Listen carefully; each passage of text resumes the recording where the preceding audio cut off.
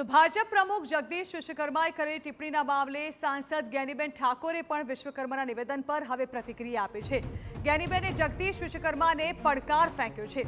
તેઓએ કહ્યું છે કે વિશ્વકર્મામાં હિંમત હોય તો 2027માં બનાસકાંઠાથી ચૂંટણી લડી બતાવે।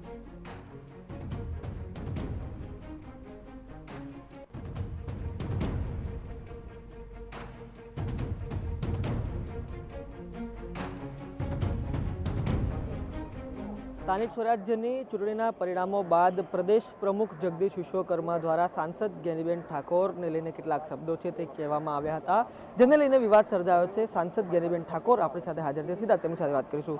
જ્ઞાનીબેન, સૌથી પહેલી પ્રતિક્રિયા, આપે વિડીયો જોયો, બનાસકાંઠામાં જે પ્રકારે વાત કરવામાં આવી। હા, આમ તો ગઈકાલે ભારતીય જનતા પાર્ટીના પ્રદેશ પ્રમુખ બનાસકાંઠાના પ્રવાસે હતા। ઘણા વર્ષો પછી જાણે એમણે જિલ્લા પંચાયતનું બહુમતી મેળવી એટલે બહુ મોટું જાણે એમને આખું વિશ્વ જીતી લીધું હોય એવા ઘમંડ સાથે એમના કાર્યકરોને સંબોધતા હતા। એમને કદાચ બનાસકાંઠામાં આવીને બનાસકાંઠાની સમસ્યાઓની વાત કરી હોત કે જે લોકોની જે વર્ષોથી માગણીઓ છે એના માટે વાત કરી હોત ને બનાસકાંઠાના જનતાનો આભાર માનીને એમ કીધું હોત કે તમારા વિસ્તારમાં પાણી નથી તો એના અમે પ્રશ્નનું સોલ્યુશન કરશું, ઘણા ગામડાઓમાં રસ્તાઓ નથી તો અમે એ કરશું, પણ એ નહીં કર્યું। એમને બદલે માત્ર ને માત્ર મહિલાઓનું અપમાન કર્યું અને એમને સીધું એવું કીધું કે અહીંના નેતાઓ કે જે જ્ઞાનીબેન ઠાકોર બનાસના બેન કહેવાય છે, ઝેર ઓકે છે, અને એમના સાડીના પલ્લુમાંથી અમે સીટો ખેંચી લીધી। એટલે મહિલાઓની સાડીનું પલ્લું એની પરંપરા શું છે એ કદાચ જગદીશ વિશ્વકર્માને ખબર નહીં હોય। એ પલ્લું જ્યારે કોઈ પણ સ્ત્રી કોઈ માતાજીના ગરબો હોય કે કોઈ એના સાસરિયામાં કે મર્યાદાનું એક પ્રતીક છે, એ જ્યારે પલ્લું એના માથા માટે ઓઢે ત્યારે એ સર્વોપરી મર્યાદા આવી જતી હોય છે। આ આપણી પરંપરા રહી છે। આ વિવિધતામાં એકતા। આપણા આધુનિકમાં અનેક બેન દીકરીઓ અનેક પ્રકારના કપડાં પહેરે છે, પણ આપણી સંસ્કૃતિએ માન્યતા કોને આપી છે? સાડીને માન્યતા। કોઈ પણ સમાજની, કોઈ પણ ધર્મની બેન જ્યારે સાડી પહેરે ત્યારે એને એક ભારતીય પોશાક તરીકે અને ગુજરાતી તરીકે નવાજવામાં આવે છે। એટલે આ મારું અપમાન નથી, ગુજરાતની મહિલાઓનું અપમાન છે, બેન દીકરીઓનું અપમાન છે, અને એમને બહુ સત્તાનો પાવર છે। તો આવનાર સમયની અંદર એ સત્તાનો જે પાવર છે એ પણ ક્યાંક ને ક્યાંક એ બનાસકાંઠાના લોકો કે સમગ્ર ગુજરાતની જનતા જ્યારે જ્યાં પણ મહિલાઓનું જે રીતને અપમાન થયું એનો બદલો એ ભગવાન કૃષ્ણ એના દ્રૌપદીના એક પેલા ચીરહરણમાં એમના એક સાક્ષી બન્યા છે અને એમને એ પુરાવો પુરવાર કર્યો છે કે જ્યારે આવનાર સમયની અંદર પણ જ્યાં પણ કોઈ પણ જગ્યાએ મહિલાઓના રીતે અપમાન થશે ત્યારે ભગવાન કૃષ્ણ એની સાથે છે। મને ભગવાન કૃષ્ણ ઉપર ભરોસો છે અને આવનાર સમયની અંદર જ્યાં પણ ભગવાન એને આવા લોકોને સદબુદ્ધિ આપે, પણ હું માનું છું ત્યાં સુધી એને ઘમંડ છે એમને, તો એમનો ઘમંડનો જવાબ પણ પ્રજા આપશે।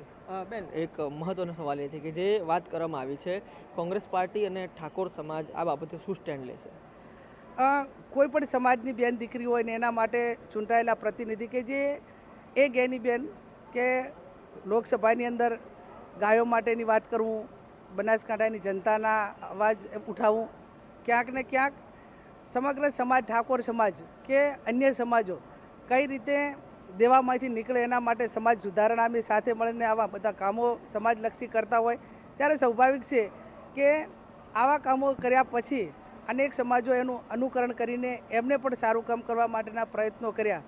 ભારતીય જનતા પાર્ટીના જે શાસકો છે એ આ રીતે જ્યારે વાણી વિલાસ કરીને આવું કરતા હોય ત્યારે સ્વાભાવિક છે કે કાર્યકર્તાઓ હોય, સમાજ હોય કે એમની લાગણી દુભાતી હોય છે, અને એ લાગણી દુભાણાની સાથે એ જવાબ એ મારો સમાજ અને ગુજરાતની પ્રજા, બનાસકાંઠાની પ્રજા 18 આલમને 36 કોમ આપશે।